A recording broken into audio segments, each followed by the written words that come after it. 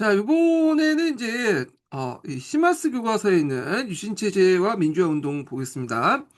자, 박정희 정부는 유신체제에서 한국적 민주주의를 내걸고 요 용어 좀 기억을 해주시면 되겠습니다. 요거 이제 앞에서 챗 GPT 학습에서도 이제 좀 얘기를 했지만 여기 보충 내용이 있으니까 한번 읽어볼게요. 자, 박정희 정부는 우리나라가 사회, 경제, 역사 등 다양한 면에서 서양과 다르기 때문에 서양식 민주주의를 똑같이 적용하기 어렵다고 주장했다. 이에 이제 유신체제가 우리에게 맞는 민주주의라고 이제 주장하면서 자신의 독재와 국민의 기본권 제약을 정당화시켰다. 그래서 내세웠던 민주사회에서 국민 누리와 기본 권리를 제약했다. 정치 외에도 이제 사회, 문화, 예술 등 분야에서 비롯하여 머리카락이나 치마 길이 같은 국민의 개개인의 지극히 사적인 영역까지 간섭하고 통제했다. 자, 유신체제를 반대하는 민주화 운동은 학생들, 이제 대학생들 시위로 이제 시작되어서 재하 인사 중심의 개헌 청원 100만인 서명 운동을 이어졌다. 그래서 개헌 청원 100만인 서명 운동을 발표한 장주화 있죠. 그래서 요걸 이제 막기 위해서 이제 앞에서 1차 이제 뭐냐면 긴급 조치 관련된 내용을 이제 했고요. 자, 박정희 정부는 유신 반대 운동이 확산되자 1947년 9차에 거쳐서 긴급 조치를 발표하면서 억압했다. 그래서 민주 인사들은 정부의 혹독한 탄압 속에 3일 민주 구국 선언을 이제 발표해서 그 민주화를 요구했다. 자, 그래서 이 3일 민주 구국 선언도 좀 약간 자주 언급됐거든요, 교과서에서. 그래서 요걸 이제 한번 좀 챗GPT한테 부탁을 해서 한번 좀 자세히 알아보기도 하겠습니다.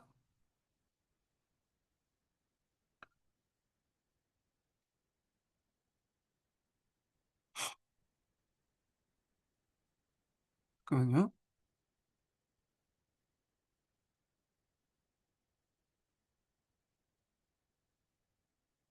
1974년에 3월 1일 민주구국선언을 발표했잖아.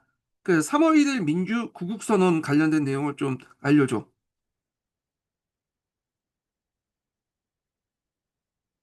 좋아. 3월 1일 민주구국선언은 1974년에 발표된 굉장히 중요한 사건이야. 이 선언은 박정희 정권의 독재에 맞서서 한국의 민주주의를 회복하자고 외친 의미 있는 행동이었어.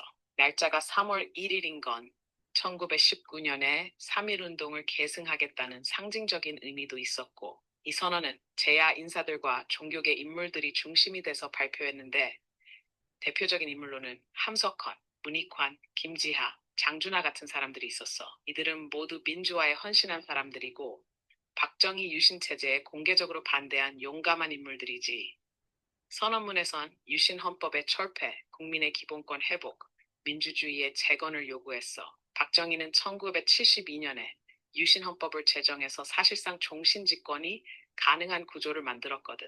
국회도 무력화시키고 대통령은 국민 투표 없이 계속 연임할 수 있었지. 그러니까 이 선언은 단순한 항의가 아니라 체제 전복이란 말까지 들을 정도로 강력한 정치적 메시지였어. 정부는 이 선언을 발표한 인사들을 즉각 체포했고, 특히 인혁당 재건이 사건이란 걸 만들어서 일부 인사들을 간첩으로 몰았어.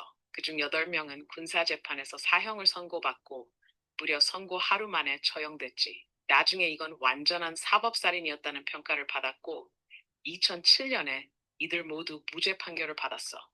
혹시 여기서 좀 더 알고 싶은 자, 일단 이렇게 보고요. 자, 무너진 유신체제에 관련된 내용을 이제 보겠습니다.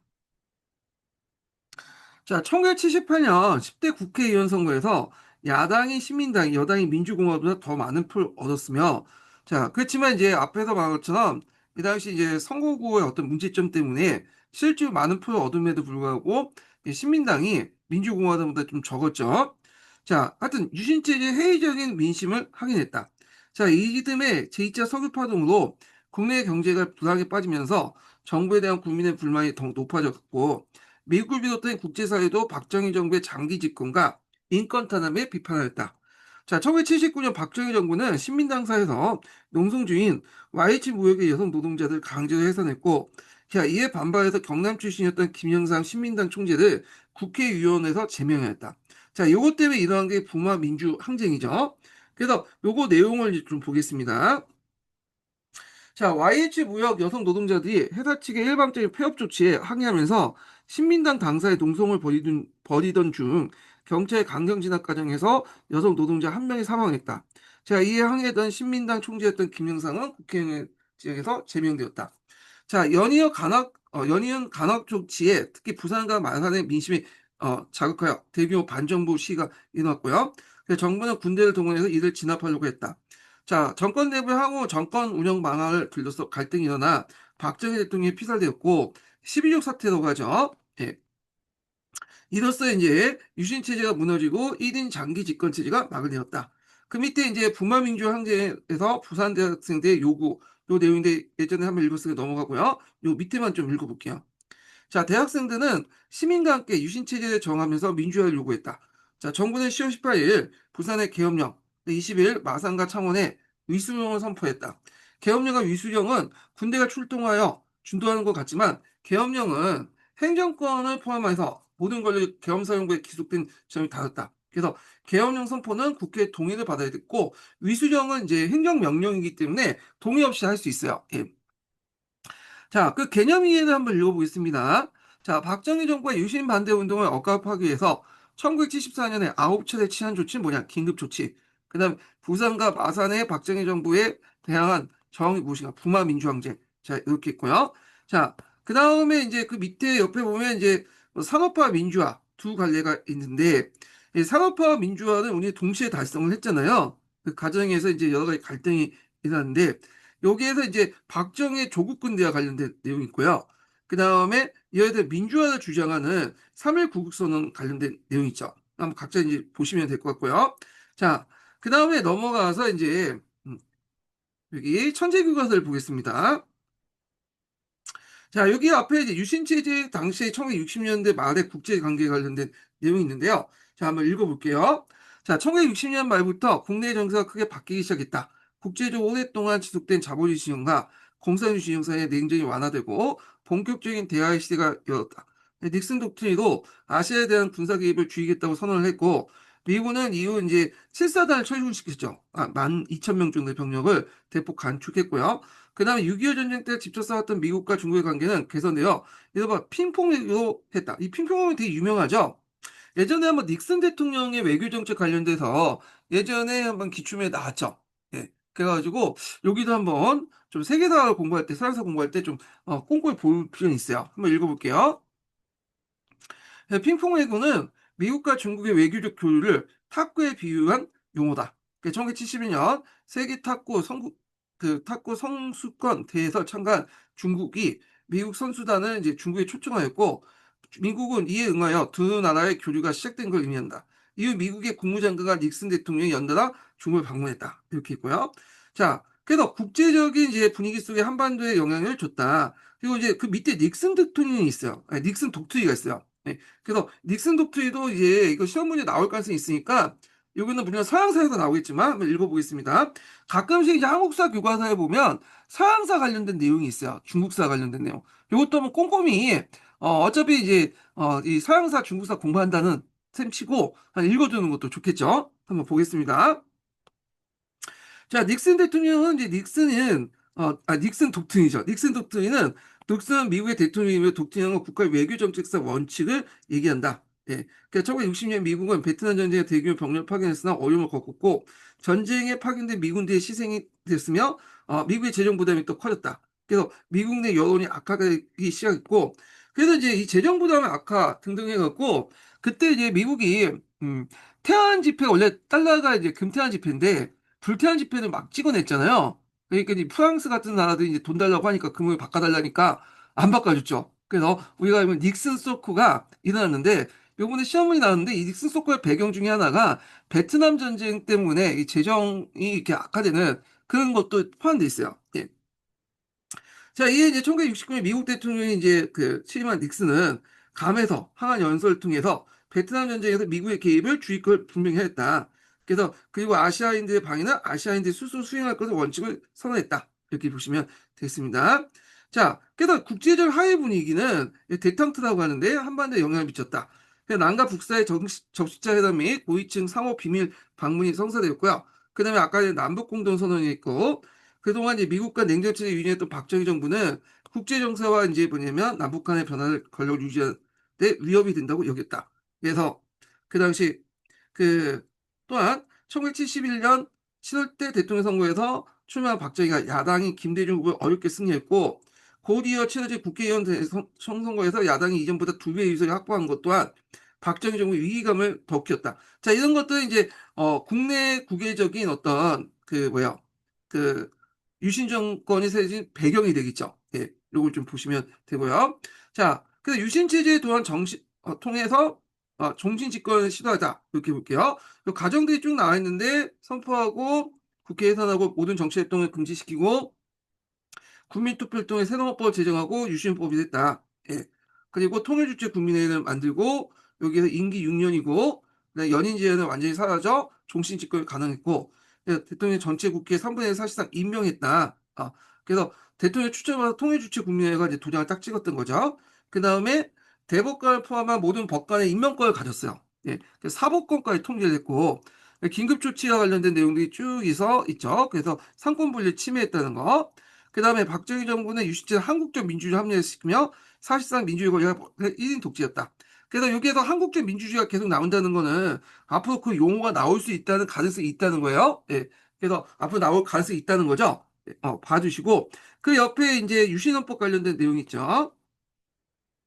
그 다음에 이제 유신체제 반대 운동 관련된 내용인데 여기에서 이제 뭐 유신 반대 운동을 했던 김대중이 납치됐다는 소문들은 대학생들이 본격적인 시위를 하게 되고 민간의 개헌청은 100만인 선언 운동이 있어놨고 그 다음에 요거 자극받아 긴급조치 1호를 공포하고 나서 그 반제 그 뭐냐 논의 자체 금지했죠. 그리고 9호까지 이제 이어졌고 그 다음에 박정희 정부는 전국민주청년총학생연맹 그러니까 전국민주청년학생 총연맹이라는 단체 이거 줄여서 민청학령이라고요. 민청학령 외워두세요. 명칭 쓰라고 나올 수도 있고. 그래서 풀네임을 외워두면 좋을 텐데 전국민주청년학생총연맹 이거 비슷비슷하면서 좀 헷갈리잖아요. 그러니까 그냥 단축키로 해서 그냥 요약해서 약칭으로 민청학령 이렇게 외우시면 될 것 같아요. 자, 이걸 계기로 해서 이제 학생들 외에 북한의 지적을 받은 인민혁명당 재건위원회가 있다고 조직했고 그래서 인민혁명당 재건위원회 조작 사건, 일명 제2차 인혁당 사건이죠. 자, 그 다음에 이제 천주교 신부들이 천주교 정의구원 전국 사줬다는데 이것도 외워두세요. 예, 이것도 명칭 쓰라고 나올 수도 있어요. 그 다음에 이제 언론인 자유 수호 투쟁했는데 제한세 3일 민주국선언을 했다. 예, 요 명칭도 외워두시고 요게 이제 주장한 건 긴급조치 철폐, 의회 절차 회복, 사법부 독립. 그 당시 또 사법부가 이제 아이고 이게 뭐야? 종속됐잖아요. 독립 그 성장 유지 경제 정책 재고. 그 다음에 그 박정희 정권의 정부 교체 등을 요구했다. 이렇게 있고요. 그 밑에 이제 전국 민주 청년 학생 총연맹 사건을 볼게요. 요걸 바탕으로 나중에 이제 뭐냐면 민청학 사건, 제2차 인혁당 사건이 일어났는데 자 여기 보겠습니다. 대학생들은 유신 반대를 위해 전국적인 연대 투쟁을 모색하자 박정희 정부는 이들을 정부의 정부 정복을 기도한 공산주의 추종세들이 모아 대규모 처벌을 사건이다. 그 다음에 이제 요거와 연결돼서 일어난 것이 이제 인민혁명당 재건위원회 조작 사건, 약칭 이제 제2차 인혁당 사건이라고 하죠. 그래서 박정희 정부는 민초학년 학생들 배후에 인민혁명당 재건위원회라는 조직이 있었다고 발표했다. 관련자는 이들 부인했지만 대법원은 이들 중 8명을 사형 선고했고 박정희 정부는 곧바로 이들의 사형을 집행했다.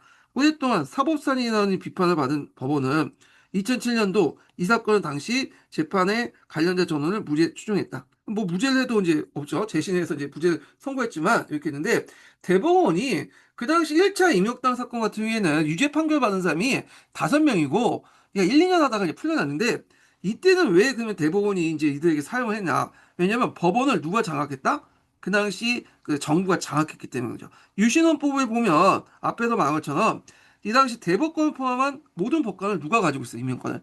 예, 정부가 가지고 있었죠. 그러다 보니까 정부의 구미에 맞는 인사들이 뭐냐면 그 법관이 되기 때문에 이런 조작 사건들도 이제 쉽게 이제 이렇게 해서 판결내갖고 사용을 시켰던 거죠. 예. 그래서 이게 상권 분리가 중요한 게 이렇게 이제 어떤 권력이든 아무리 그게 진보고 정의로운 권력이라 해도 실제로 이 권력이 권력을 독점하면 절대적 부패하게 돼 있어요. 그러니까 절대 권력은 절대 부패하기 때문에 사람 심리가 그렇죠. 자기가 권력 갖고 있으면 어떻게든 짓누르고 싶고 어디 더 하고 싶고 그냥 그때마다 이제 말년 좋죠. 뭐 진보가 어쩌고 혁명이 어떻고 뭐 그렇게 하지만 실제로 이게 견제받지 않는 권력은 절대 불패하게 돼 있거든요. 이거는 우리나라뿐만 아니라 다른 나라도 다 마찬가지야. 그래서 민주주의가 발달된 지금 미국이나 영국이나 그런 사람들이 어떤 특정한 시스템을 만들 때, 민주주의 시스템을 만들 때 항상 뭘 생각하냐면 이념이라든지 논리라는 게 중요한 게 아니야. 상황 간의 어떤 견제를 통해서, 기관 간의 견제를 통해서 서로 간에 상호 견제를 해야지만 민주주의가 장기적으로 지속될 수 있다. 그래서 상호 견제의 원리는 물론 단기적으로 그것 때문에 상당히 절차가 복잡해지고 의사결정이 이제 늦어질 수 있어요. 예, 이렇게 일종의 불합리성 있고 비효율적인 층도 있지만 장기적으로 볼 때는 이런 것들이 이제 뭐냐면 상호간의 경제를 통해서 독재 체제를 만들 수 있고 견제할 수 있고 그다음에 사회 전체의 어떤 효율성을 깨할 수 있기 때문에 이 민주주의에서의 어떤 상권 분리 같은 것들이 필요하거든요. 근데 여기 보면 유신 정부는 이런 상권 분리 체제 아직 박살 내버렸죠. 예. 그래서 이제 문제가 된 거야. 자, 하여튼 뭐 이렇게 있는데 자, 여기에서 이제 김대중 납치 사건 관련된 내용 보겠습니다. 자, 이거 중앙정보부가 이제 포괄적으로 했는데, 김대중 납치 사건 중앙정보부가 이제 했지만, 이제 박정희의 지시를 받았냐 안 받았냐 아직까지는 의견이 있어요. 예. 알아서 했다는 설도 있고 그런데, 자, 보겠습니다. 자, 일본에서 유신체제 반대 운동을 전개했던 김대중이 도쿄의 그랜드 팔라스 호텔에서 개한대에 납치됐다. 자, 이후 선박에 감금되어 강제 압송을 하다가 5일만 자택 부근에 풀려났고, 일본 경찰청은 이 사건을 중앙정부와 관련돼 있다고 조사했으나 한국 정부와 외교 발전을 우려해 진상을 은폐했다. 그러나 이 진상을 은폐하는 거는 이제 이렇게 해서 이제 했는데 여론에 뭐냐면 다 알려졌죠. 그래서 풀어줬어요. 나중에. 하여튼 그러나 2007년 국정원 과거사 진상규명을 통해 당시 중앙정부가 했던 이후락의 지심을 확인했다. 이렇게 이제 보시면 되겠습니다. 자, 유신체제가 무너지다 보겠습니다. 자, 여기 보면 이제 여기는 9대 대통령 선거에서 박정희 또 당선됐고, 그렇지만 이제 민심이 별로 안 좋았죠. 그래서 결국에는 선거에서 야당 득표율이 여당을 앞섰고, 점점 멀어진다는 걸 보여주고요. YH 무역 사건이 나오고, 김영삼이 제명하면서 부마 민주항쟁이 나오고, 그 다음에 여기 보면 박정희 시대 정부의 내부에서 이 사건을 대응을 둘러싸고 16 사태가 일어났다. 뭐 이런 것들 있고요. 그 밑에 이제 긴급조치 시대에 관련된 내용 보겠습니다. 자, 보통 이제 교과서에 탐구 문제가 있는데, 이 탐구 문제를 꼼꼼히 봐둘 필요가 있어요. 시험 문제 의외로 이런 부분에서 많이 나오거든요. 교과서 같은 경우에는요. 자, 유신헌법은 이제 대통령의 긴급조치를 취할 수 있는 권한을 부여했다. 이에 따라 총 9번에 걸쳐 긴급조치가 선포되는데, 그때 이제 긴급조치 구호는 유신체제가 끝날 때까지 이어졌다. 그래서 2013년 헌법재판소 대법원은 긴급조치위헌으로 판결했다. 그래서 긴급조치 구호가 이제 그 당시 아주 긴급조치 뱀인데 긴급조치를 비판하는 것뿐만 아니라 그것을 비판을 알리는 행위까지 아까 이제 대학생이 호해를 하거나 하여튼 뭐 이렇게 방송이나 신문에서 그 알리는 행위까지도 그냥 다 금지시켜 버렸어요. 예. 그래서 이 긴급조치 구호 관련된 내용이 있다는 거 좀 기억을 해주시면 되겠습니다. 자, 그 다음에 그 옆에 보면 이제 YH 무역 그 사건이 있거든요. 한번 요걸 읽어볼게요. 자, 회사 측과 갈등을 벌였던 YH 무역 여성 노동자들은 신민당사에서 농성했고, 신민당은 이들을 보호했다. 정부가 이들을 강제 진압하던 중 여성 노동자 김경숙이 사망한 사건이 일어났고, 정부는 YH 무역 사건의 진압을 비판한 김영삼이 국회의원직으로 제명되자 김영삼의 정치적 본거지였던 부산과 마산에서 일대 대규모 시위가 일어났고 이는 유신체제의 붕괴 도화선이 되었다. 마산 옆에 창원이라고 했는데 지금은 창원하고 통합됐죠. 마산하고. 예. 마산 마창진이라고 하죠. 보통 통합돼서 지금 마산 창원이라고 하죠.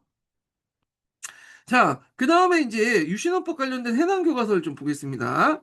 자, 여기 보면 그 앞부분에 1972년 10월 17일 대통령 특별선언을 발표했고 헌법이 중단되고 비상국민회의에서 헌법을 대신한 비상조치를 취한다는 거와 국회 예산하고 정당 및 정치활동 금지한 내용이다. 자, 즉각 비상계엄이 선포됐고 국회에서 탱크를 배치되어 국회의원을 출입 막았다. 그리고 비상국민 이거 국회에서만 해야 되는데 헌법 개정안을 비상국민회의에서 냈죠. 유신헌법에 불리는 헌법 개정을 내놓았다. 자, 이렇게 있고요. 자, 그러면 이제 그 밑에는 이제 유신헌법의 어떤 만들어진 배경, 그게 이제 있는데, 여기 보면 닉슨 도트린에 관련된 내용이 있고, 그 다음에 주한미군 일부 철수 관련된 내용이 있고, 7.4 남북 공동선언 있죠. 예. 그리고 이제 요 밑에 7사 남북 공동선언 어떻게 이제 뭐냐면 이용했냐 요 내용인데, 일단 7사 남북 공동선언의 밑에 보면 7사 남북 공동성명은 남북 간 최초 통일의 합의였고 통일 방향을 설정했다는 점에서 큰 의의가 있다. 그래서 합의했다는 것은 이제 뭐냐면 기존까지는 각각 남과 북이 자기가 원하는 목소리만 냈죠. 남한 같은 경우에는 뭐 그 남북 간 단위 그 뭐냐면 그 유엔 감시의 뭐 선거 이런 것도 있고, 북한 같은 경우는 잘 모르겠는데 그때 뭐 평화통일로 뭐 이렇게 주장한 것 같아 보니까. 예. 자, 하여튼 근데 이제 합의에 입각해서 했다는 게 있고 통일 방향을 설정했다. 그래서 요때 자주평화 민족이라는 그 민족 대단결 통일 방안은 후에 이제 영향을 미쳤죠. 이런 것들. 그래서 7사 남북공동성명이 예전에 시험 문제 나왔기 때문에 7사 남북공동성명의 의의를 영향을 쓰다. 이렇게 이제 하면 요걸 쓰시면 될 것 같아요. 의의를 쓰면. 그래서 한 가지는 남북 간의 최초 평화 통일을 합의했고 통일의 방향을 설정했다. 이렇게 보시면 되겠죠. 그러나 이게 이제 원래 의도와 달리 이걸 독재 정권에 이용했죠. 요것도 예전에 기초에 나왔던 거죠. 그래서 통일을 기대하는 국민의 바람과 달리 남북한 권력자들은 이를 독재체제 강화에 이용했다. 북한은 김일성 유일 사상인 책인 주체사상을 국가의 지도 이념으로 규한 사회주의 헌법을 제정했고, 김일성은 이 헌법에 따라 신설된 주석지에 침했다. 국가 주석직인데 지금도 이제 국가 주석직은 후에 이제 김정은이나 김정일에도 국가 주석직은 앉지 않죠. 예. 왜? 자기 아버지가 국가 주석직을 했잖아요. 예. 그래서 이제 뭐 김일성 같은 경우에는 김정은 같은 경우에는 국방위원회 있던 위원장인가 국방위원장의 이름으로 이제 통치했는데 웃겨 한마디로. 예전에 아버지가 올렸던 간직이라서 올라가지 않는다. 그러니까 예전에 그 황제나 사람들이 올라가는 간직은 신하가 뭐냐 앉지 않는다. 그런 정근대 시장의 봉건 어떤 사고를 가지고 있는 게 지금 북한이에요. 지금 말로는 뭐 사회주의 어쩌고 저쩌고 했는데 조선시대의 사고 방식을 벗어나지 못하고 있어. 국호에 그래서 조선이라고 적었는지 모르겠지만, 자, 하여튼 박정희 정권도 유신 독재 체제를 구축했다. 이렇게 보시면 되죠. 그래서 이때 이제 남북 간 선언을 통해서 독재 체제와 관련된 내용을 쓰시오. 영향을. 요 관련된 내용이 이제 기초에 나왔으니까 좀 기억을 해두시면 되겠습니다.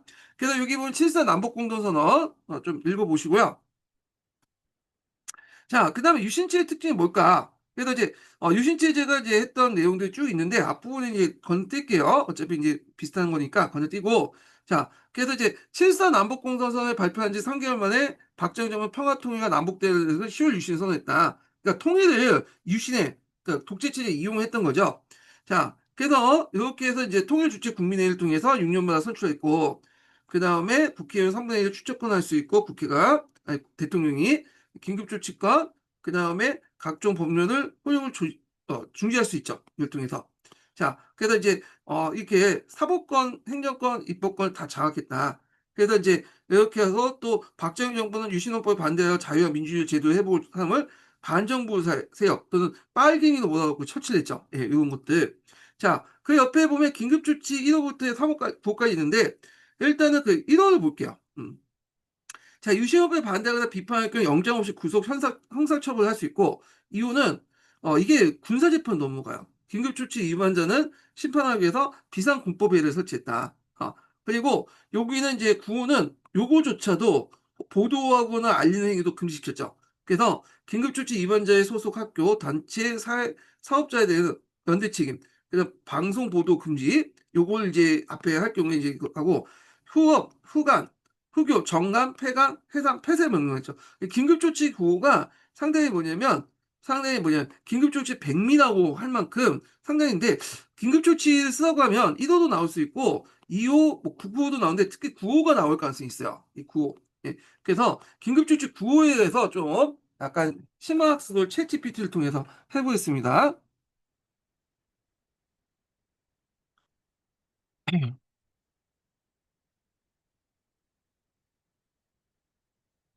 박정희 시대 때 공포한 긴급조치 9호에 대해서 설명해줘. 1975년 5월 달에 공포한 그 긴급조치 9호가 있잖아.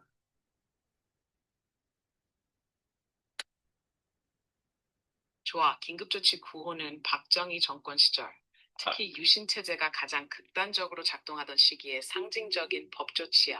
간단히 말하면 이건 헌법 위에 군림하는 무소불위의 명령이었고 유신 체제에 반대하는 어떤 말이나 행동도 법 없이 처벌할 수 있게 만든 일종의 헌정 탄압 도구였어. 조금 더 구체적으로 들어가 보자. 역사적 배경. 먼저 긴급조치라는 개념 자체는 유신헌법에서 나왔어. 유신헌법은 1972년에 만들어졌고 박정희가 사실상 영구 집권할 수 있게 만든 헌법이었지. 그 헌법 제53조에는 대통령이 국가 안보나 공공질서 유지에 급박한 사태라고 판단하면 국회의 동의 없이도 긴급조치를 발할 수 있다고 돼 있었어. 이 조항은 말이 좋아 비상조치지. 실제로는 대통령이 입법, 사법, 행정을 모두 장악할 수 있는 절대 권력을 허용한 조항이야. 이 제도를 이용해서 박정희는 유신 반대 시위, 비판 언론, 심지어 사석에서의 비판 발언까지 마구잡이로 탄압했어. 긴급조치 구호의 내용. 자, 그 중에서도 1975년 5월 13일에 공포된 긴급조치 구호는 가장 강력하고 광범위하고 잔혹했던 조치야. 핵심 내용은 이거야. 유신 헌법을 부정하거나 반대하는 일체의 행위를 금지한다. 이를 위반할 경우 최고 무기징역까지 선고할 수 있다. 재판을 받을 권리도 크게 제한되었고 구속 기간도 무제한에 가까웠어. 이 조치를 집행하는 공무원은 형사 책임을 면제받는다. 즉 고문을 해도 처벌받지 않았다는 얘기야. 정말 무서운 조항이지. 이건 마치 유신 체제를 비판하면 너는 감옥행이다. 그 과정에서 우리가 뭘 해도 아무도 책임지지 않는다는 공표였던 거야. 직관적 비유. 이걸 쉽게 비유하자면 마치 학교에서 교장 선생님이 본인이 만든 규칙을 비판한 학생을 영구 퇴학시키고 그 학생에게 뭔 짓을 해도 선생님들은 아무 처벌을 안 받는 상황이야. 근데 문제는 이 학교가 대한민국 전체였다는 거고 퇴학이 아니라 징역과 고문이었단 거지. 실제 적용 사례. 긴급조치 구호는 학생, 교수, 언론인, 일반 시민 등 수천 명을 잡아들이는 데 사용됐어. 대표적인 예가 김지아 시인이나 서울대생 윤상원 같은 사람들이야. 이 조치로 인해 단순히 유인물을 돌렸거나 민주주의를 언급한 것만으로도 군사재판에 회부되기도 했어. 이제 네가 이걸 얼마나 잘 이해했는지 확인하고 싶어. 확인은 나중에 하겠습니다. 네. 자, 그러면 이제 그 내용을 나머지 내용을 볼게요. 여기 보면 삼성 계엄헌법과 유신헌법 관련된 내용이 있죠. 비교하는 부분이 있고. 자, 그 다음에 이제 그 밑에 판결 보면 긴급조치 구호위원 해서 그 당시 이제 긴급조치가 헌법에 위배된다 하면서 이제 한 내용도 있어요. 그래서 이제 여기 보면 요거 그냥 각자 보시고 그 밑에만 볼게요. 질문만. 자, 1과 비교해서 2에서는 국민주권 행사가 제한되는 내용을 찾아보자. 자, 국민이 직접 하는 게 아니라 통일 주체 국민의 대통령을 선출해서 하는 거죠. 여기 보면 대한민국 주권은 국민에게 있지만 여기에 권력이 그 행사할 때는 국민의 대표자 국민투표의 주권을 행사한다. 그러니까 이제 대통령 하겠다는 거예요. 자, 그 다음에 3번에서 그러니까 긴급조치위원이라는 이제 판결 있죠. 이거 후대에 이제 2022년에 했던 건데, 자, 긴급조치가 제9호가 위반됐다는 것을 영장주의가 헌법에 포함된 까닭이 무엇인지 이야기해보자. 여기 보면 1975년에 발령된 긴급조치 9호 자체가 위헌이므로 당시의 긴급조치 9호의 위반 혐의로 체포 구금된 개별 피해자들에 대해 국가의 배상 책임이 인정된 대법원 판결이 나왔다. 영장주의를 전면으로 배제한 영장주의를 전면적으로 배제된 긴급조치 9호는 위헌 무효이므로 그에 따라 이제 영장 없이 이루어진 체포 구금은 헌법상 영장주의 위반에 신체의 자유 등 국민의 기본권을 침해한 직무집행이고 있잖아요.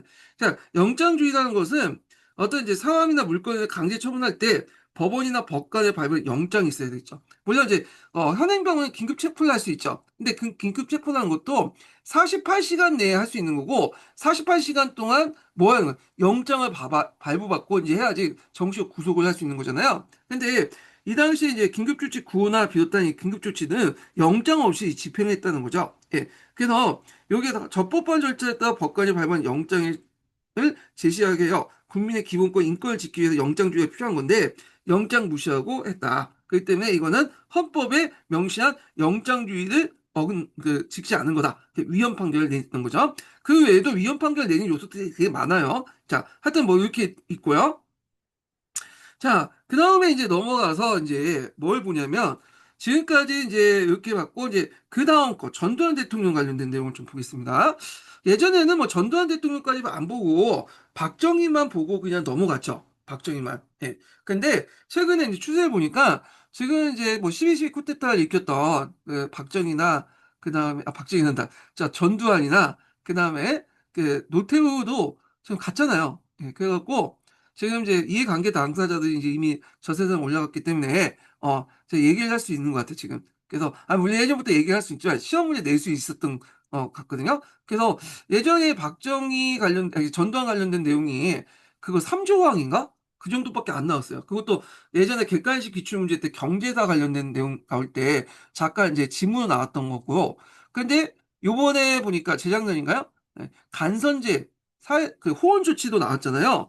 그렇기 때문에 전두환까지는 요번 보셔야 돼요. 이제는 박정희까지 보는 게 아니라 전두환 때 정책까지 나올 수 있어요. 그래서 하한이 이제 그 범위가 좀 넓어진 거죠. 시험 범위가. 그래서 전두환까지는 볼 필요가 있고 전두환 넘어서는 좀 그렇죠. 아직까지는 좀 이해관계 당사자분이 좀 살아 계시니까 시험 문제 내기는 좀 민감할 것 같아. 그렇지만 이미 예전에 이제 좀 몇 년 전이죠. 하여튼 전두환하고 그 노태우 대통령이 저세에서 갔으니까 이제 낼 수 있다. 이렇게 이제 보시면 되겠습니다. 자, 그러면 이제 좀 보겠습니다. 여기 5.18 민주화 운동 볼게요. 자, 12.12 군사 반란 있죠. 예. 그래서 10월 12.6 사태 이후에 제주도를 제한 정부의 비상계엄이 이제 선포됐고 국무총리 제주도를 제한 왜 제주도를 제외시켰냐면 아마 이제 제주도를 포함한 전국 단위일 경우에는 그 당시 법에 의하면 그 뭐냐면 그 국회에 뭔가 뭐 절차를 밟아야 되는 것 같아요. 그래서 그것 때문에 제주도를 제외시킨 것 같은데 자, 그리고 국무총리인 최규하가 대통령 선출됐다. 그래서 이 최규하가 박정희 다음에 이제 통일주체 국민회의를 통해서 선출됐죠. 그래서 이제 국민들은 군사 독재가 끝나고 민주주의가 회복되길 기대했다. 그러나 이제 실제로 이제 그 당시에 이제 실세가 뭐냐면 그 당시 전두환이었죠. 전두환 보안사, 예, 보안사죠. 예. 이 보안사가 그 당시 부각이 됐는데 왜 부각이 됐냐 하면 그 당시에 이제 중앙정보부가 있었잖아요. 근데 이 중앙정보부의 김재규가 박정희를 죽였죠. 예. 그러니까 이제 이 위상이 이제 재인 취급받고 이제 해서 위상이 떨어졌고 그 다음에 이제 그 보통 그 옆에 박정희 시켰던 차지철 있잖아요. 차지철.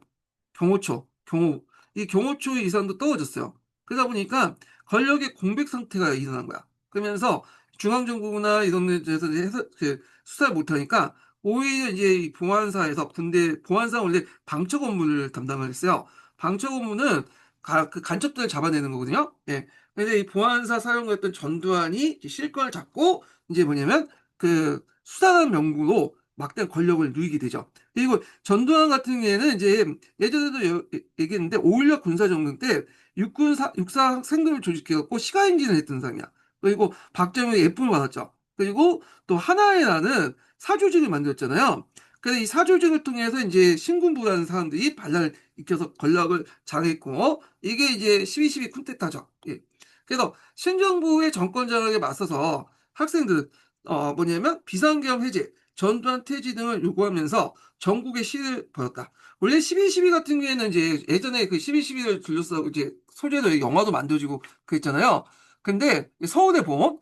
근데 12.12 군사 반란이 일어날 때는 그때는 우리가 이제 그 일반 시민은 잘 몰랐어요. 자기들끼리 치고받고 싸우다가 이제 했는데 나중에 이게 알려진 거야. 그러니까 상당히 조용한 쿠데타라고 이제 보고 있죠. 자, 하여튼 이때 이제 그 신군부가 나중에 이제 정권 장악을 알고 신군부가 정권을 장악하고 있다는 걸 알게 된 학생과 시민들이 비상계엄 해제, 전두환 퇴진을 요구하면서 전국에 시위를 이제 벌였다. 그러나 이제 5.17에 신군부는 제주도 포함한 전국에 이제 비상계엄을 확대하고 야당 주요 인사와 그러니까 이제 김대중 같은 김영삼이죠 시위 중단을 체포하면서 서울의 봄이 이제 막을 냈다. 자, 그래서 이제 서울의 봄 이전에 이 당시 5월 15일 날 학생과 시민들이 서울역 앞에서 이제 민주화를 요구하는 시위를 벌였거든요. 이때 학생 대표들이 이제 뭐냐면 신군부 개입을 우려해서 해산을 결정했는데 이걸 서울역 해군이라고 해요. 네. 자, 그러면 이때 이제 서울의 봄이 뭐냐? 일단 서울의 봄은 12.6 사태부터 해갖고 1980년 8월 5월 17일까지 민주화에 대한 기대가 높았던 시기를 말한다. 그러니까 그 사이에 우리가 알고 있는 이제 12.12 군사 반란이 일어났잖아. 전두환이 그래서 이제 그 뭐냐, 육군 참모총장 정수환 같은 거 잡아내고 그랬잖아요. 그때는 이제 아까 말했죠. 요때는 잘 몰랐다고 했죠. 나중에 알려진 거고. 자, 하여튼 요 상황은 이제 서울의 봄이 나갔는데 체코스로바키아의 이제 그 프라하봄 있잖아요. 요걸 따왔다고 해요. 서울대봄이. 그래서 서울대봄 관련된 용어를 좀 기억을 좀 정확히 해줄 필요가 있어요. 이 용어 자체를 물어볼 수가 있어요. 그래서 서울대봄 관련된 내용을 한번 좀 약간 챗GPT를 통해서 심층 학습을 하겠습니다.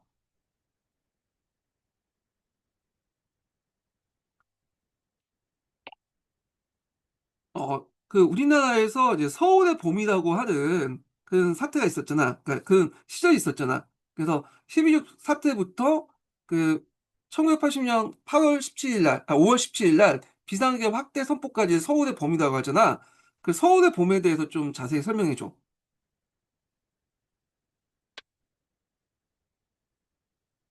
좋아, 서울의 봄이라는 표현은 굉장히 시적인 동시에 역사적으로도 중요한 시기를 뜻해. 이건 마치 겨울이 지나고 봄이 오듯이 오랜 군사 독재의 억압 속에서 잠깐이나마 민주주의의 가능성이 피어났던 시기를 빗댄 말이야. 구체적으로는 1979년 10월 26일 박정희 대통령의 피살 학건 이후부터 1980년 5월 17일 전두환 중심의 신군부가 비상계엄을 전국으로 확대하면서 사실상 쿠데타를 완성하기 전까지의 약 7개월 동안을 가리켜. 이제 이 시기의 흐름을 좀 더 세세하게 짚어보자. 박정희가 사망하면서 유신 체제가 갑자기 붕괴하게 됐잖아. 그 체제는 일종의 철통 같은 겨울이었어. 정치적인 자유도 없고 언론도 통제되고 국회의 기능도 거의 마비된 상태였지. 그런데 박정희가 죽고 나니까 그 압력이 확 풀리면서 사람들 사이에 이제 진짜로 민주화가 올 수도 있겠다는 희망이 생긴 거야. 그 시점부터 사람들이 거리로 나오기 시작해. 학생들, 노동자들, 지식인들이 시위를 벌이거나 성명을 내면서 정치적 자유를 요구했지. 언론도 조금씩 더 많은 것을 보도하기 시작하고 야당도 목소리를 키우게 돼. 여기서 핵심 인물 중 하나가 김영삼이야. 당시 시민당 총재였는데 유신 체제에 강하게 반대했고 박정희 정권과 계속 충돌했어. 그런데 박정희 사망 직전엔 국회의원직에서 제명되기도 했지. 이 사건이 또 다른 도화선이 되기도 했어. 서울의 봄이 한창일 때 사람들은 진짜로 자유롭게 토론하고 정치적인 열기가 고조되면서 뭔가 새로운 나라를 만들 수 있을 것 같았어. 그 시기가 바로 봄이었던 거지. 그러나 봄은 너무 짧았어. 이 희망의 분위기를 깨버린 게 바로 전두환과 신군부 세력이야. 1980년 5월 17일, 그들은 비상계엄을 전국으로 확대하고 정치인들을 체포하고 대학을 강제로 폐쇄했지. 이게 사실상의 군사 쿠데타였고, 바로 다음 날인 5월 18일부터 광주에서 대규모 항쟁이 시작돼. 그게 바로 우리가 알고 있는 5.18 광주 민주화 운동이야. 자, 여기까지 괜찮았어? 서울의 봄의 정치적 맥락이나 자, 그래서 서울의 봄 관련된 내용 이제 봤고요. 자, 그래서 그 당시 서울의 봄의 주요 구호들이 그 밑에 있죠. 비상계엄 해제라, 유신장당 물러나라, 민주회복하고 정치구민 물러나. 요럴 때 이제 요 구호가 어떤 식이 있다라고 물어볼 수 있잖아요. 서울의 봄. 예, 기억을 해두시고. 그래서 이제 1980년 5월 18일 날 강주 전남대학교. 그 전에 이제 정치인들 많이 잡아들었는데 그 대표 김대중도 잡아들었죠. 그러니까 김대중의 정치적 고향이 이제 왜냐면 강주잖아요. 그래서 여기에 학생들이 들고 있는 거야. 비상계엄 화재, 그 다음에 전두환 퇴진을 외치며 시를 보는데, 신군부는 공수부대를 동원해가지고, 이 공수부대는 원래 시위 진압을 하기 위해서 했던 부대가 아니죠. 이 사람은 이제 전쟁이 나면 저 후방에 낙하산을 이제 타고 내려와서 저 후방을 교란시키는 부대인데, 얘네들 이제 독자 생존을 해야 되기 때문에 사격이나 이런 것도 되게 능해요. 전투력도 강하고. 그래서 이런 부대를 동원해서 시위를 폭력적으로 억눌렀다. 자, 이에 이제 분노한 시민들이 참여하면서 시위가 더욱 확산되었고, 개헌군이 시민들에게 이제 뭐냐면 발표해서 수많은 사상자를 발생하자 시민들이 무기를 확보하면서 시민군을 조직하였다. 자, 이후 개헌군은 교통과 통신을 철저하게 차단하여 광주를 고집시켰고, 시민들은 고립된 상황에서 자체적으로 치안을 유지하는 한편, 평화적인 상황을 해결하기 위해서 개헌군과 협상을 시도했다. 그러나 5월 27일 새벽에 개헌군이 이제 탱크와 헬기가 동원되면서 시민군을 공격해서 전남도청을 이제 장악하면서 5.18 민주화 운동이 끝났다. 그래서 이걸 이제 계엄의 작전명이 한양 후가인데 요걸 이제 모티브로 해서 영화를 만들었죠. 이게 2000년대 초반 때 만들어졌어. 한참 됐어, 이게. 예. 한번 시간 되신 분들 한번 보시고요. 자, 그래서 이제 있고, 왜 5.18 민주화 운동이 강주에서만 일어났을까? 자, 5.18 민주화 운동은 강주 지역을 중심으로 일어났다. 하지만 전개 과정에서 강주 사정이 주변 지역에 전파되었고, 이들 지역에서 시위가 전개됐다. 특히 목포에서는 시위가 장기적으로 이뤘으며, 목포 5.18 민주화 운동이라 보기도 한다. 목포까지 확산됐나 봐요. 예, 뭐 이렇게 있고. 자, 여기 5.18 민주화 운동 기억해가지고 이제 쭉 있는데 한번 보시면 될 것 같고요.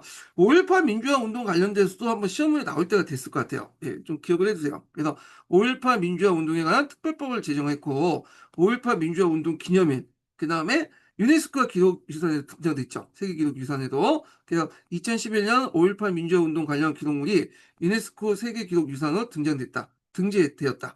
유네스코는 5.18 민주화 운동이 대한민국과 아시아 여러 민족들 나라의 민주에 큰 영향을 주었다고 평가했다. 이렇게 보시면 되겠습니다. 예.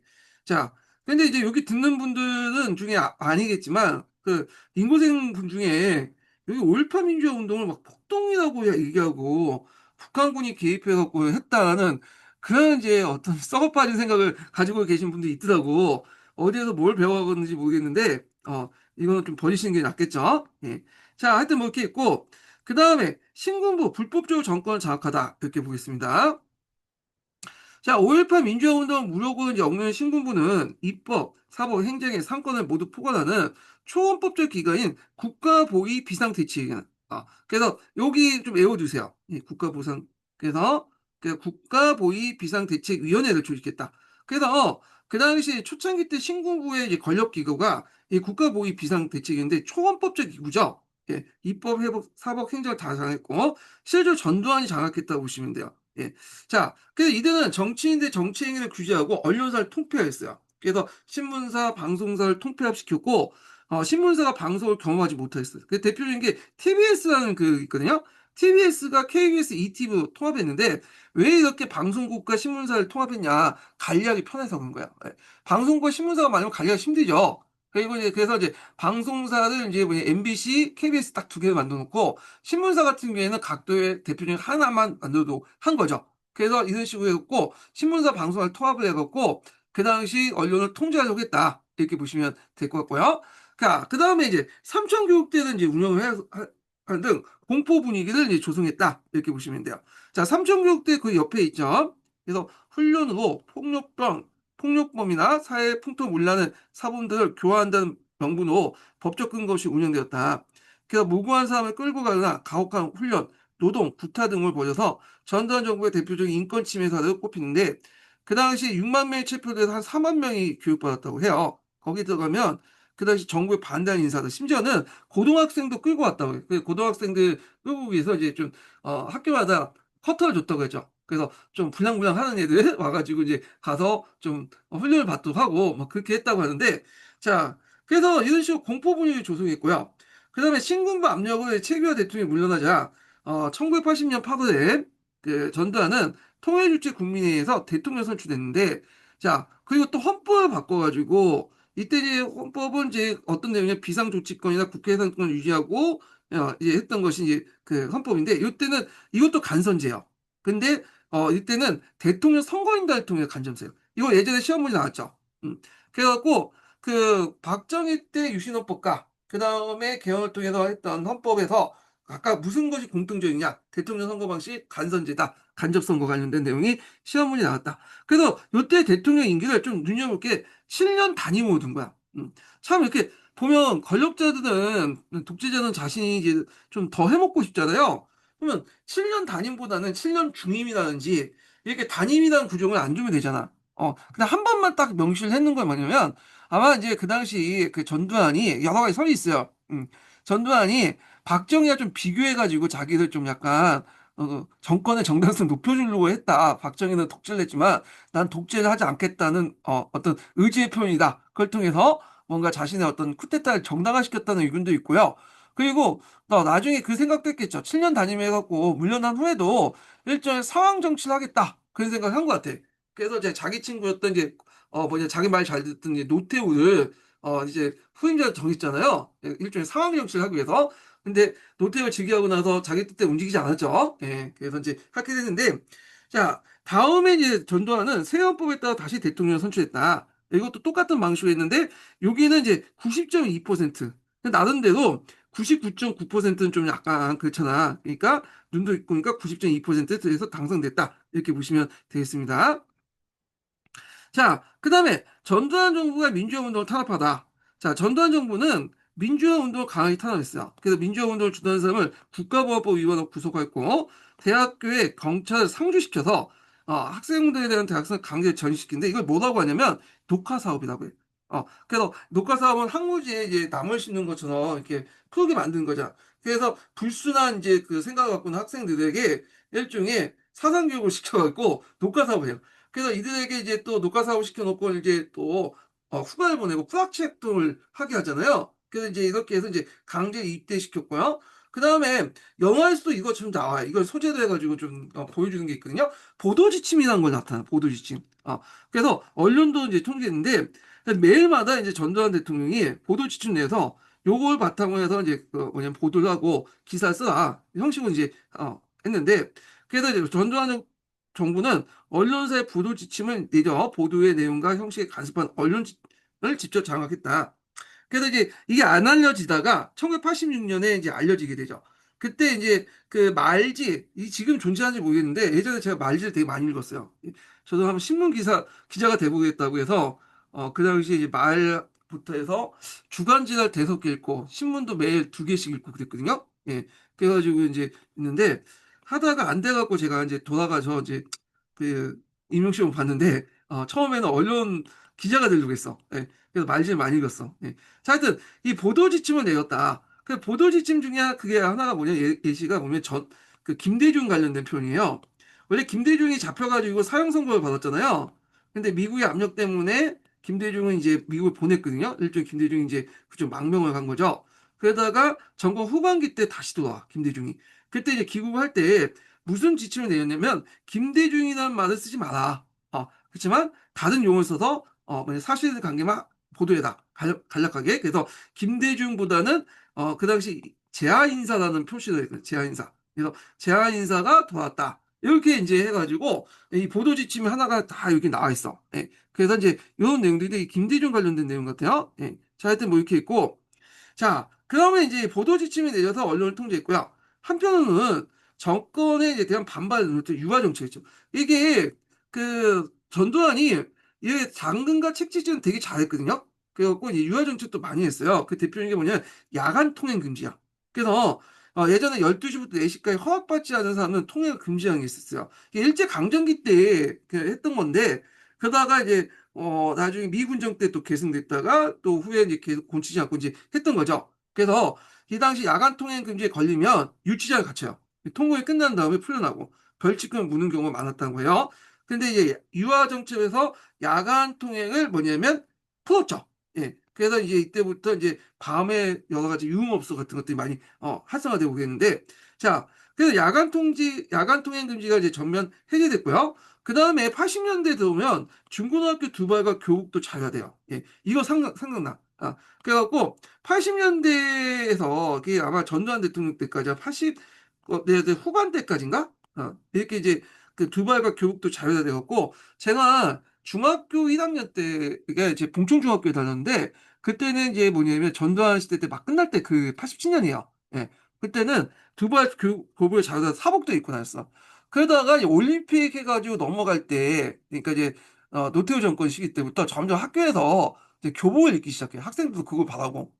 그래서 교복을 이때부터 했거든요. 그러니까 제 세대는 70년대 초중반 시대는 교복을 입었던, 그러니까 교복에서 이제 뭐랄까요, 사복에서 교복을 이렇게 넘어갔던 시대고, 60년대 그 후반부터 그 세대는 이제 나보다 좀 나이가 좀 많은, 저보다 많은 50대 한 중후반 정도 되는 세대들은 이제 자유화, 그냥 사복을 입었던 시기죠. 예. 근데 이분들이 오히려 예전에 이제 지금 교복 방송 한다고 자 안 입으면 뭐라고 하는데 자기가 있을 때는 중고등학교 시대 때는 입지도 않았어요. 교복을요. 예. 자, 그리고 그 외에도 이제 어떤 것도 있었냐, 여기는 없었지만, 국풍 80일이라고 해서 대규모 이제 행사를 일종의 뭐냐면 여의도 광장에서 했죠. 여의도 광장에서. 그리고 이제 아까 학도 호국당 있죠. 학도 호국당도 요때 없어졌어. 네. 하도 반반이 나니까 그래서 3S 정책. 그래서 섹스, 스크린, 스포츠. 그래서 프로야구 같은 거, 프로축구도 이때 만들어줬고, 예. 그래서 이렇게 전두환 같은 경우에는 이게 채찍과 당근을 동시에 줬다. 이렇게 보시면 되겠습니다. 자, 그 다음에 뒤에 나서 전두환 공부 독재를 저항하다 이렇게 볼게요. 자, 전두환은 이제 정부의 불법적인 정권 장악과 체질적 비리가 드러나면서 국민의 불만이 높아졌죠. 그 대표적인 게 장영자 사건 있죠. 이거 한번 읽어보시고 학생들은 5.18 민주운동 당시에 미국이 이제 신분부 병력동을 방조했다고 판단해서 반미운동을 펼쳤어요. 이 5.18 민주화운동 당시 이후에 그 당시 반미가 확산돼서 학생계 안에서 그 LL기라고 하잖아요. 그래서 이제 LL, PD 계열 뭐 이렇게 지네끼리 싸우고 그랬는데 얘네들 계열에서 이제 그런 것도 있는데 왜 그러냐면 5.18 민주화 운동 때 군대가 동원됐죠. 군대가. 그래서 그때 뭐 24단 동원됐고 공수부대 동원됐잖아요. 그러니까 적어도 연대급 병력을 그 당시 동원하려면 미국이 뭐냐면 승인했어야 돼. 미국이 이제 그 당시 전시작전권과 평시작전권을 가지고 있었어요. 근데 12.12 사태에서 군대가 어떻게 동원했냐? 이거는 미국이 인식하지 못할 정도로 빠르게 했잖아. 당해치게 됐기 때문에 미국이 이제 간섭할 수 없었던 거고, 5.18 민주화 운동은, 이 대규모 병력이 오랜 시간 동안 이쪽까지 이동했잖아요. 그럼 분명히 미국이 알고 있을 텐데, 이거에 대해서 이제 미국이 제재할 수도 있는데도 불구하고, 신공부의 병력 동원을 그냥 인정해 준 거죠. 묵인해 줬다. 그래서 이제 반미운동이 펼쳐졌던 어떤 계기가 됐던 거죠. 이런 것들이. 그 당시 미국은 이제 레이건 대통령이죠. 반공을 내세우는. 강력한 미국. 그런 것 때문에 아마 이제 한국에도 그런 정책들이 영향을 미친 것 같아. 그러면서 이때 이제 또, 전국 학생 진상 규명, 책임자 처벌 주장하면서 전국적인 학생 조직을 이제, 결성했는데, 이때 이 학생들이 이제 했던 게 뭐냐면, 미국 문화원 방화 사건이에요. 예. 이게 왜 일어났냐면, 그 당시 이제 언론 통제 때문에 5.18 민주화 운동의 어떤 진상이 확산되지 못했거든. 이게 어떤 건지 몰라. 그리고 정부에서는 이제 이게 민주화 운동이 아니라 그 사건을 이제 폭도가 일으켰다. 뭐 이런 식으로 이제 얘기하니까 5.18 민주화 운동의 진상을 좀 알릴 필요가 있잖아요. 예, 학생들이 뭔가 알리려면 뭐 길거리 나가서 뭐 소리치면 곧바로 잡혀가니까 어디 갔냐면 부산에 그 미국 문화원에 갔어. 왜냐면 대사관이나 영사관은 경비 병력이 많기 때문에 들어갈 수가 없잖아요. 근데 문화원은 상당히 뭐냐면 사람들이 왔다 갔다 하는 장소고 자유롭게 한 거죠. 그래서 거기 들어가서 이제 뭐냐면 농성을 하면서 방한을 했던 거죠. 그러면서 이제 그때 미국이 신군부의 12.12 군사 반란이나 5.18 민주운동을 탄압을 용인했다. 그래서 미국 문화원을 방하면서 또 5.18 민주화운동의 진상을 알리려고 했어요. 여기에 또 뭐냐면 또 하고 어떤 사람은 이제 뭐냐면 분신을 했죠. 극단적인 수단을 했는데 지금 입장 볼 때는 상당히 범법행위죠. 이거 지금 했다가 큰일 나는데, 근데 그 당시에는 그렇게 할 수밖에 없었던 게 뭐냐면, 이렇게 해야지 언론에서 알려준다는 거죠. 보도 지침이 있지만, 나도 큰 사건이니까, 이슈화 된 사건이니까 이제 숨길 수는 없잖아요, 정권에서. 그러니까 이렇게 이제 알려지면서, 물론 5.18 민주화운동도 진상도 물론 왜곡해서 얘기하겠지만, 사람들이 이런 것도 있구나 알게 된 거야. 그래서 이런 이제 미국 문화원 반환 사건이나 등등을 통해서 5.18 민주화 운동의 어떤 진상을 또 알려고 했고, 그 다음에 또 반미 운동이 그 밑에 배경이 깔려 있다 이렇게 보시면 되겠습니다. 자, 그 다음에 이제 김영삼, 김대중 등 정치인들은 민주화 추진 협의회를 이제 조직을 했어요. 그래서 신한민주당을 다시 창설했어요. 예, 그러니까 신한민주당이 1985년에 실시된 총선의 제1야당이 되었고 직선제 개헌을 요구하면서 천만인 서명 운동을 벌이면서 정부에 압박했다. 그래서 이제 신한민주당 안에서 그 전에도 전두환 정권이 신한민주당은 진짜 야당이고 간제 야당을 만들었어요. 뭐 한국당이나 뭐 이런 거. 예. 그래서 그때 간제 야당을 만들어서 뭐 일중대, 일소대 뭐 이런 말들이 여기도 나온 거야. 그래서 전두환 같은 경우에는 기존의 정당이나 정치인들 다 뭐냐면 해산하고 구속하면서 여당이 야당 같은 거 없어도 이제 독재를 할 수 있었거든요. 민주정의당을 통해서. 근데 얘네 간제 야당을 만들어갖고 야당을 만들어줬어. 야당을. 그리고 심지어는 사회주의 지향하는 정당까지 만들었어요. 예. 일종의 그렇게 했는데, 그래서 이 당이 일종의 이제 뭐냐면 야당인데, 지금 우당이라고 보시면 돼요. 그래서 이 간제 야당 관련된 내용을 한번 보겠습니다. 이게는 다른 책에 있는 것 같은데 여긴 없네. 예.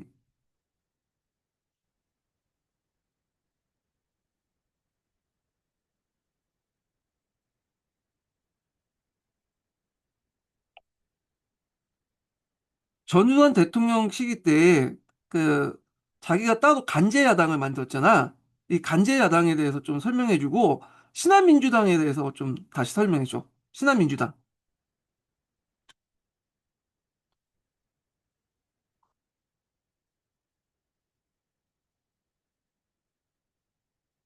전두환 정권 시기 관제 야당 체계는 민정 집권당을 중심으로 외형상 야당처럼 보이지만 사실상 신군부의 통제를 받던 정당들이 조직된 구조였습니다. 이 간제 야당들은 제도권 야당의 입지를 약화시키고 정권 비판을 분산시키기 위한 목적으로 만들어졌죠. 간제 야당의 구성 대표적으로 민한당과 국민당이 제2중대, 제3중대로 불렸습니다. 민주정의당이 1중대, 민한당 2중대, 국민 3중대 형태로 역할이 분담됐고 중앙정보부가 이들 창당과 주요 인사 배치를 주도했어요. Site Turn Search 1. 왜 이렇게 했나? 전두환 신군부는 겉으로는 다당제 민주주의를 유지하는 듯 했지만 실질적 야당 세력의 통합적 반대를 방지하고 정치적 정당성을 확보하려는 전략이었습니다. 심지어 진보 분위기의 민사당도 만들어 노동 진보 진영을 분열시키는데 활용되었어요. Search it. 중대라는 비유 국민들 사이에서는 민정당을 1중대, 민한당을 2중대, 국민당을 3중대라고 부르며 군대의 부대처럼 이 세 정당 모두 신군부의 지휘 아래 운영되는 조직으로 조롱을 받았습니다. Cite turn search 시, E turn search 1, 신민주당, 설명, 사용하시다, 오타가 있었던 것 같은데 실제 이름은 신한민주당입니다. 1985년 1월에 김영삼, 김대중 등을 중심으로 창당된 신군부 체제를 정면으로 비판했던 진짜 야당입니다. One site turn search my turn search cone. 창당 배경 1984년 말 정치활동 금지 해제되며 결성 준비, 정체성, 민주화, 광주항쟁 진상규명, 대통령 직선제 등 강한 민주화 노선을 내세웠죠. 성과 1985년 총선에서 서울 등 주요 도시에서 압도적 승리를 거두며 103석 확보, 당시 야당으로서 국민들의 기대가 반영됐습니다. Site turn search, I'm, 결말. 하지만 1986년 중도 타협, 통합민주당 분열 등으로 1987년 그 세력의 일부는 통일민주당으로 분화했고 1988년 총선에서 참패하며 역사 속으로 사라졌습니다. S turn search, turn search. 예. 자, 그래서 간제 야당은 진짜 야당이 아니라 그 정부에서 만든 당이고 그때 이제 신한민주당이 진짜 야당이다. 이렇게 보시면 되겠습니다. 자, 직선제 개혁 운동의 열기가 더해가자 전두환 정부는 대통령 직선제 개혁할 뜻이 있다고 발표하면서 야당과 협상을 했다. 하지만 한편 간첩단 사건을 조작하거나 북한이 금강산당을 이제 건설해서 서울 물바다 만들겠다고 왜곡까지 하는 등 안보 분위기를 조성했죠. 금강산 댐은 그때 기억나요. 제가 이제 이때 초등학교 6학년이었거든요. 1986년인데 갑자기 학교에 가니까 애들이 다 큰일 났다고 하는 거예요. 북한이 금강산 댐을 만들어서 우리 서울을 물바다 만들겠다고 막 한다고. 그래서 이때 이제 금강산 댐에 대응해가지고 우리도 평화의 댐을 만들겠다 하면서 그때 이제 평화의 댐을 이제 짓는다면 성금을 거두고 막 그랬어요. 예. 그래서 이제 그 생각이 나. 자, 하여튼 이렇게 있고 1987년에 민주화 운동 과정에서 연행된 대학생 박종철이 이 당시 이제 서울대학교 언어학과에 재학 중이었다고 그래요. 경찰의 공을 사망을 했는데 원래 박종철은 이제 그 학생 운동을 했던 사람 아니고 그 선배가 했는데 선배가 이제 어디 도망가니까 박종철이 끌어다가 이제 거기 가서 이제 공을 했는데 물공을 해서 이제 죽었거든요. 근데 그걸 숨기고 전두환 정부는 탁하고 했더니 억했다 하면서 말도 안 되는 행동을 하게 되죠. 자, 이에 이제 학생과 시민들이 진상규명과 직선제 개헌 요구를 하면서 전두환을 규탄하고요. 자, 이런 가운데 전두환 대통령은 시민들의 요구를 무시하고 기존의 헌법을 따라서 간접선거를 하겠다. 대통령 뽑겠다는 했죠. 4.13 호원 조치죠. 요 4.13 호원 조치가 예전에 기출 예문에 나왔죠. 요거 외워두시 다 아시겠죠, 뭐. 예. 그래서 기존의 헌법을 지키겠다. 이렇게 이제 있죠.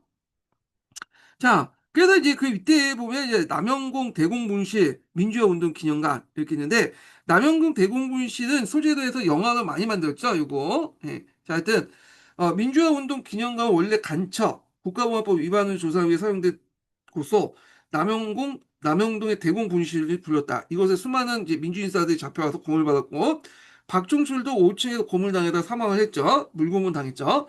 그러니까 2018년 남영동 대공분실의 명칭을 민주인권기념관으로 바뀌면서 민주화운동가 민주시민교육의 정을 활용했다. 이렇게 보시면 되겠습니다.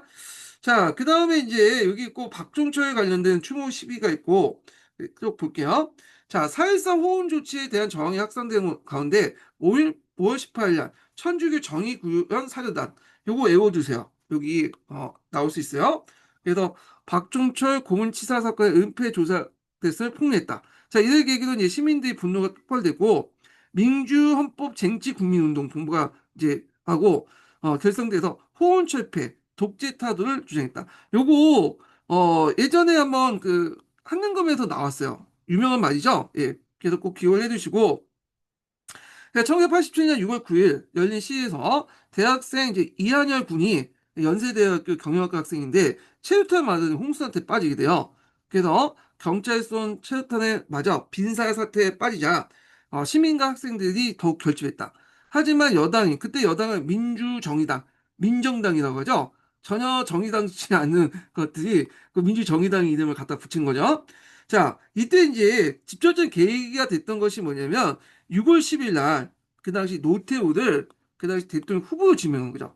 그래서 이 후보를 지명해서 기존헌법에 따라 간접성을 때 대통령 선출 움직임이 보였다.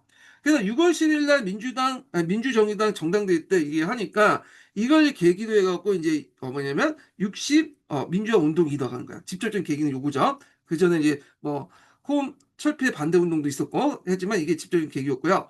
자, 6월 10일 민주헌법 쟁취 국민위원 본부는 이거 쓰고 나오진 않겠죠? 너무 기네. 예.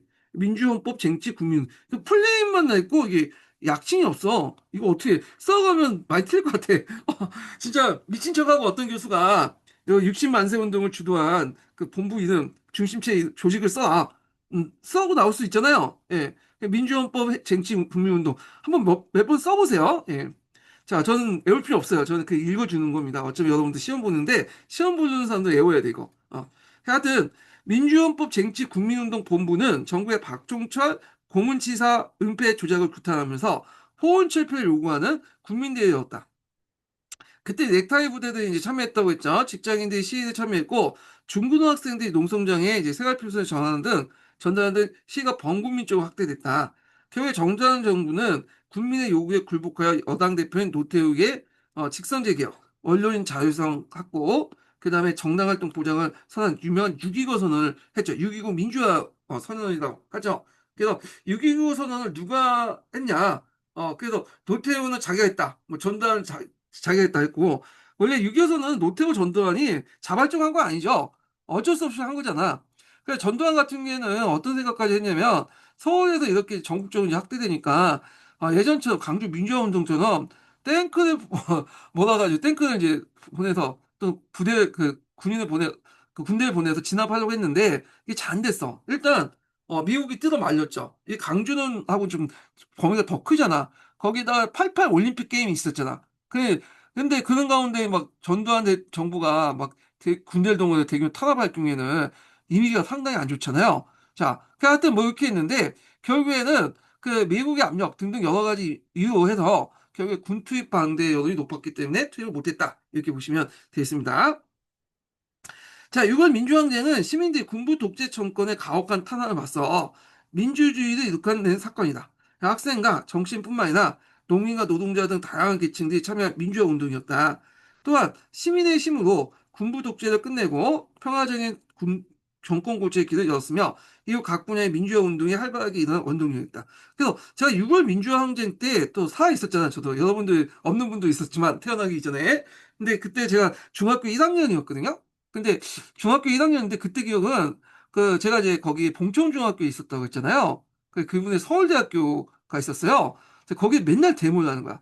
사당초등학교 지금 그때 국민학교였죠. 봉천중학교 다녔을 때 데모에서 체육탄 냄새가 너무 많이 나갖고 어린 마음에 어떤 생각을 했냐면 저 빨갱이들 어떻게 하면 진압 안 하나 그렇게 북한이 좋으면 북한에 살지 그런 생각을 했어. 왜냐면 그때 어렸으니까 거기 그 화면 속에 그 TV 속에 있는 말만 세뇌를 당하고 있었거든요. 제가 그래서 빨갱이 빨갱이 하니까 그 생각을 막 하니까 그렇게 말을 하니까 그렇게 생각을 했는데 어느 날 갑자기 6월 10일 이후에 갑자기 논조가 바뀌는 거야. 갑자기 6월 민주항쟁이라고 하면서 예전에 데모했던 사람들이 빨갱이가 지칭했던 사람들 했는데 빨갱이가 아니라 민주투사로 이제 막 선전하면서 세계 각지의 이제 6월 민주화운동의 어떤 것들을 보고 어떻게 평가한 내용, 뭐 차강 일생도 그러니까 차강한 내용들 막 좋게 긍정적 평가한 내용도 막 그 방송에 보도를 했거든요. 아, 그래서 세상이 바뀌었구나 하는 느낌이 들었어. 예, 하여튼 그래요. 예. 자, 하여튼 6월 민주항쟁까지 나올 수 있어요. 여기까지. 예, 그래서 4.13 호원 조치가 나왔기 때문에 6월 민주항쟁까지 한번 나올 수 있고요. 그 후에 이제 김영삼, 그 다음에 노태우, 김영삼 뭐 이런 거는 지금 나오기가 좀 그렇겠죠? 노태우는 나올 수 있나? 자, 하여튼 뭐 이렇게 있는데, 자, 하여튼 여기까지만 하고 끝낼게요. 여기는 정치사 부분은 나머지는 관심 있는 부분은 보시고요. 자, 그 밑에 이제 4.13 호원 조치와 6심 국민대회 선언문이 있거든요. 4.13 호흡조치와 관련된 내용이 예전에 기출문에 나왔죠. 한번 또 보겠습니다. 자, 요거 하기 전에 마지막 인증번호 알려드릴게요. 마지막 인증번호는 70번입니다. 마지막 인증번호 70번이에요.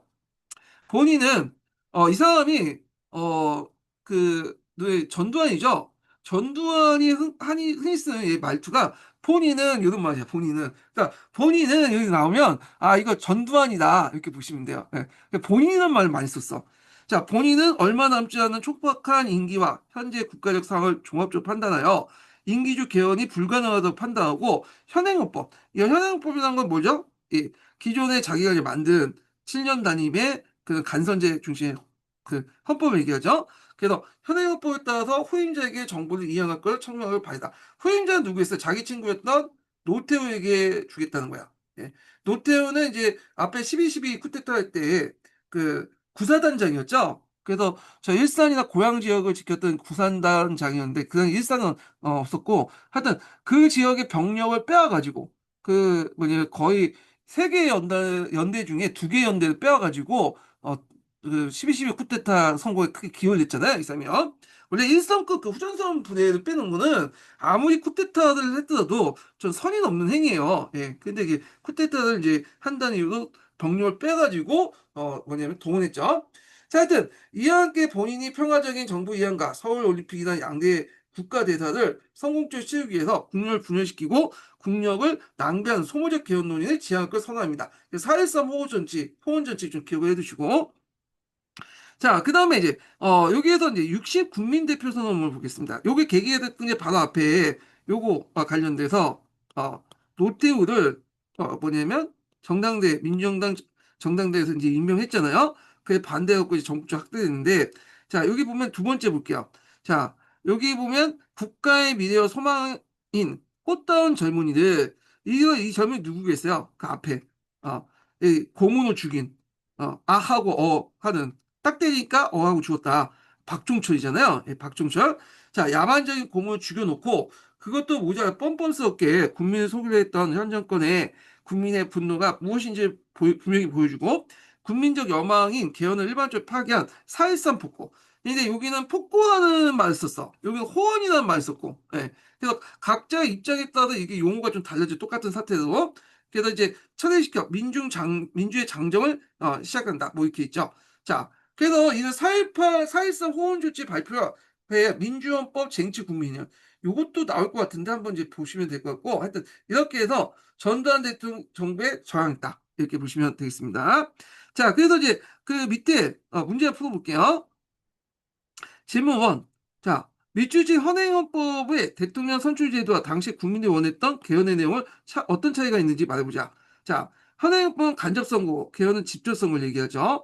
그다음 민주주의는 그 4.13 폭거죠. 4.13 폭거의 내용을 설명하고 전두환 대통령이 이를 발표한 까닭을 말해보자. 이렇게 했는데 자, 여기에서 보면 현행헌법에 대한 간접선거로 대통령을 선출하겠다는 것이다. 그래서 전두환 대통령은 독재 정권 윤석열 경장에서 이를 발표했다. 이렇게 보시면 되겠습니다. 자, 여기에서 보면 이제 1공화국, 2공화국, 3공화국 이렇게 얘기하잖아요. 예. 그래서 이제 왜 이렇게 불렸나? 여기 보면 볼게요. 각 공화국을 구분하는 데는 합의된 기준이 존재하지 않는다. 기본적 개헌을 바탕으로 했는데 다만 9번의 개헌이 있었어요. 우리나라. 그래서 이때 이제 큰 개헌들이 크게 있었거든요. 그래서 그 당시 대통령 선출 방식이나 정부 형태, 중심으로 큰 변동이 있을 때 공화국의 변경을 하는 게 일반적이다. 현재도 1987년 개헌에 대하 구성된 제6공화국을 지칭한다. 이렇게 보시면 되고요.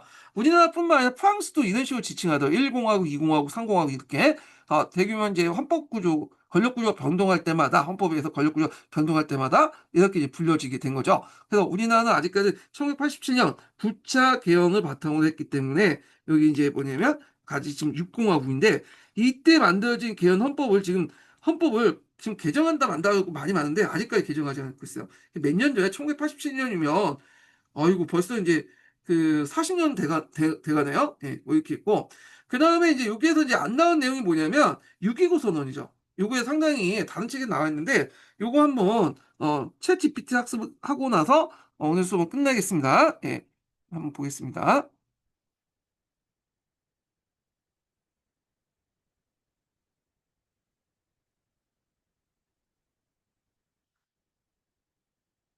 그 노태우 대통령이 공표했던 6.29 선언에 대해서 좀 알려줘.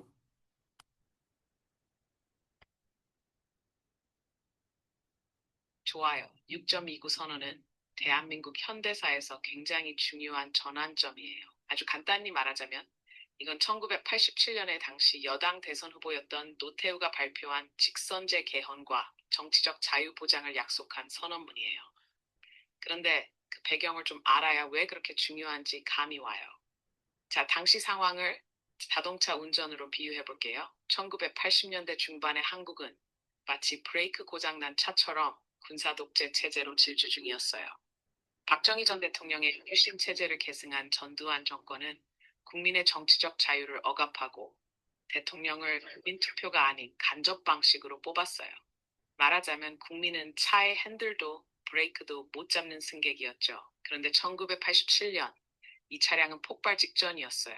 이한열 열사의 최루탄 피격 사망 사건이 전국적인 분노를 일으켰고 시민들과 대학생들이 거리로 나와 6월 민주항쟁을 벌이기 시작했어요. 거리에는 호헌철폐, 독재 타도라는 구호가 울려 퍼졌고 정권은 벼랑 끝으로 몰렸죠. 여기서 등장한 게 노태우의 6.29 선언이에요. 마치 브레이크 고장난 차에서 이제부터는 국민이 운전하세요 하고 핸들과 브레이크를 넘겨주는 순간이랄까요. 그 선언의 핵심은 6가지인데 제일 중요한 건 이 2가지예요. 1. 대통령 직선제 개헌 수용.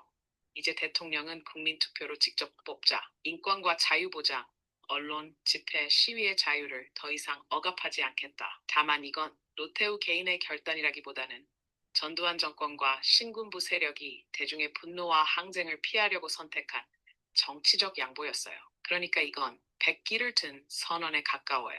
이 선언 덕분에 그해 10월 헌법이 개정되었고 12월엔 대한민국 최초의 직선 대통령 선거가 치러졌죠. 노태우는 이 선거에서 당선되었지만 그 과정에서도 야권 분열 덕분이라는 평가가 많아요. 혹시 이 내용 중에서 더 깊이 들어가고 싶은 자, 그래서 6.29 선언을 했고, 그래서 6.25 선언 이후에 이제 직선제의 개혁을 바탕으로 한 헌법이 만들어져, 직선제를 바탕으로. 근데 아쉽게도 이게 여당에서, 야당에서 분열이 났죠. 그 김종필, 김영삼, 김대중이 단합하지 못하고 하다가 결국에는 30%대 얻은 그 노태우가 대통령이 됐죠. 노태우. 그래서 이제 있는데, 노태우는 상대적으로 이제 물론 12 쿠데타를 이겼던 사람이긴 하지만 전두환보다는 좀 약간 높게 평가를 받고 있죠. 예, 노태우 같은 경우에는 그 재판 받을 때 그 배상금도 다 뭐냐면 완납하고 전두환은 어떻게 빼돌려 갖고 지금도 안 내잖아요. 그 자손들로 안 내고. 그리고 이제 노태우 같은 경우에는 또 쿠데타가 아니라 비록 이제 쿠데타 주이긴 하지만 그 개정된 헌법에 의해서 국민들이 선택받아 가지고 물론 이제 분열 때문에 그렇긴 하지만 선택받아 갖고 대통령이 됐던 사람이고 그 다음에 이제 국방 정책이라든지 여러 가지 뭐 이렇게 범죄 전쟁 등 해갖고 나름대로 좀 많은 치적을 올렸던 사람이기 때문에 사람들은 이제 뭐냐면 그 전두환보다는 노태우에 대해서는 상당히 호의적인 입장을 취하고 있죠. 그리고 간상이 좋잖아. 저도 초창기 때는 잘 모르고 때 노태우를 지지한 적이 있었어요. 예. 그때 중학교 1학년 때. 예. 자, 하여튼 그렇게 했는데 노태우 관련된 내용은 관심 있는 사람은 각자 보시고요. 여기까지 나오진 않고 건너뛰고 여기 뒤에 보면 이제 동아교과서 보면 대학 교수단 시국선언이 있죠. 요거 4.19 혁명 관련된 내용이니까 한번 읽어보시고요. 요거 관련돼서 예전에 이번에 기출문제 나왔던 거고, 긴급조치 1호와 이제 관련된 사례가 있고, 그 다음에 3.1 민주구국선언 관련된 내용이 있고요. 6.29 선언 있어요. 여기 있네. 그래서 6.29 선언 관련된 내용인데 한번 요거 읽고 끝내기로 할게요. 예. 자, 6.25선언 보면 첫째, 여야 합의하에 조속히 대통령 직선제 개헌을 하고 새헌법에 의해서 이게 키워드가 이제 직선제죠, 직선제. 예. 대통령 선거를 통해서 88년 2월에 평화적인 정부 이양을 시행하도록 하겠습니다. 그래서 직선제 개헌이라는 제도의 변경뿐만 아니라 이에 민주주의 실천을 위한 자유로운 출마와 공정한 경쟁이 보장되어 국민이 올바른 심판을 받을 수 있도록 내용한 대통령 선거법을 개정하도록 하겠다. 이렇게 했죠. 그래서 이제 1987년 6월 29일 여당이 민주정의당 대통령 후보인 노태우가 발표한 성명인데 직선제 개혁 등 6월 민주항쟁 당시의 국민의 요구를 받아들이겠다는 내용이 담고 있다. 이렇게 이제 보시면 되겠습니다. 자, 그러면 다음 시간 때 이제 뭐 하냐면 그 나머지 부분, 그러니까 그 전두환부터 해가지고 대통령 때 관련된 나머지 교과서 부분 있죠? 이걸 읽고 그 다음에 경제개발 관련된 내용을 한번 보고 끝내겠습니다. 사회 관련된 내용이 있긴 있는데 사회 부분을 굳이 읽을 필요 없을 것 같은 생각이 들어요. 뭐 여기 보면 여기 그 농민들 녹초해갖고 이게 약간 뭐라고 할까요? 중요한 것만 읽고 넘어갈게요. 하여튼 이런 거 대중문화, 생활의 변화 이런 것들은 그냥 관심 있는 분들만 보세요. 예, 예, 그래서 이제 이렇게 있고 그래서 경제사까지 해서 다음 시간에 다 끝날 것 같아요. 예, 그래서 이제 이렇게 하고 그 다음 주는 제가 이제 중국사 부분을 들어갈 것 같거든요. 예, 중국사는 이제 동양사 개론 있죠. 신동계하고 그 다음에 뭘 보냐면 갑자기 생각나네. 신동계하고 한국인의 중국사 이걸 이제 중심으로 해갖고 할게요. 그래서 작년에 제가 이제 그 이번에 하면 중국사 강독 부분이 네 번째 중국사 강독이에요. 그래서 시간 안 되신 분들은 예전 거 들어도 돼요. 어차피 예전 거에서 좀 더 붙이고 챗GPT 강의 좀 이렇게 심화 강의 좀 집어넣고 진행할 거고 교과서 강독 내용은 안 할 거예요. 예, 중국사는 별 의미가 없어. 중국사가 요즘에 시험 문제 어렵게 나왔기 때문에 별 의미는 없을 것 같거든요. 예, 그래가지고 교과서 강독은 서양사는 했는데 안 하겠습니다. 이 부분은 별 의미가 없기 때문에 안 하고 한희준과 그 다음에 여기 신동계를 기준으로 진행하고 중국 근현대사 부분에서는 좀 심화 보충 자료가 필요하긴 하는데 일단은 뭐 그것도 이제 가끔씩 발췌도 하는 식으로 진행할게요. 중국 근현대사 삼천인가? 거기 관련된 내용도 있는데 이것도 이제 기출문제 분석으로 이제 그냥 떼빵을 할게요. 가만히 보니까 이거 굳이 읽을 필요 있나 생각해. 왜냐면 그 정도 어렵게 나오면 틀리거든. 최근에 이제 중국 근현대사 부분이 되게 어렵게 나와요. 근데 우리 기본서 봐갖고 볼 수 없는 문제들 있잖아요. 그래서 나오기 때문에 좀 변별력이 확 떨어져. 그래서 작년 같은 경우에 좀 풀었는데 재작년부터 그 쭉 이상한 교수님들이 몇 명이 도와가면서 문제를 내는 바람에 어 중국 근현대사는 공부 하나 많아 하는 성과가 하거든요. 가끔씩 문제가 쉽게 나오고. 그래서 요거는 이제 좀 어렵게 뭐 쿠딩 문제 관련된 내용은 제가 기출문제 분석을 이렇게 떼올게요. 이 부분은. 그래서 주로 이제 한희중하고 신동계를 중심으로 해갖고 강독을 하겠습니다. 예. 자, 하여튼 오늘 끝까지 강의 들어서 수고하셨고요. 예, 다음 시간 내일 뵙겠습니다. 예.